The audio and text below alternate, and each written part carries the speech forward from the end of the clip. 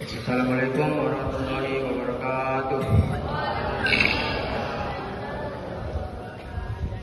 Alhamdulillahirabbil alamin. Assalatu wassalamu ala asyrafil anbiya'i wal mursalin sayyidina Muhammadin wa ala alihi washabihi ajmain. Amma ba'd.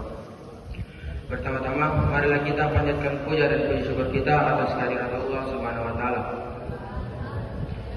Tuhan yang Maha Esa yang telah melimpahkan rahmat dan karunia-Nya kepada kita semua. Tak lupa pula kita kirimkan salawat beserta salam kepada junjungan kita Nabiullah Muhammad SAW beserta keluarga dan para sahabatnya. Allahumma shalli ala Muhammad. Pada subuh kali ini saya akan membawakan kutub singkat tentang berlomba-lomba dalam kebaikan. Dalam Quran surah Al-Baqarah ayat 148 Allah Subhanahu wa taala berfirman, A'udzu billahi minasy syaithanir rajim. Walikulli wijhatun wa waliha fastabiqul khairat. Aynama takunu ya'ti bikumullahu jami'a. Innallaha 'ala kulli syai'in qadir.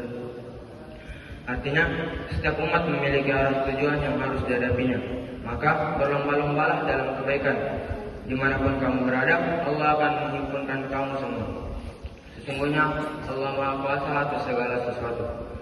Teman-teman yang dirahmati oleh Allah Subhanahu wa taala, ayat ini menjadi pengingat bagi kita semua bahwa dalam perjalanan hidup kita tidak hanya dituntut untuk mencapai tujuan duniawi, tetapi juga untuk berusaha melakukan kebaikan. Berlomba-lomba dalam kebaikan berarti saling mendorong dan bersaing untuk melakukan perbuatan baik, baik dalam hal ibadah maupun akhlak. Dalam Islam, kebaikan tidak hanya terbatas pada ibadah, tapi juga mencakup perilaku kita sehari-hari. Setiap kebaikan yang kita lakukan, meskipun tampak kecil, dapat memberikan dampak besar bagi diri kita dan orang lain. Misalnya, senyuman kita kepada orang yang sedang bersedih, ataupun kata-kata penyemangat untuk teman kita yang sedang mengalami kesulitan. Adapun hadis yang terkait dalam berlomba-lomba dalam kebaikan yaitu la tahqiranna minal ma'rufi syai'a walau an talqa akhaka biwajhin talq. Artinya, jangan sekali-kali kamu meremehkan kebaikan sedikit pun, meskipun hanya kamu bertemu dengan saudaramu dalam keadaan tersenyum.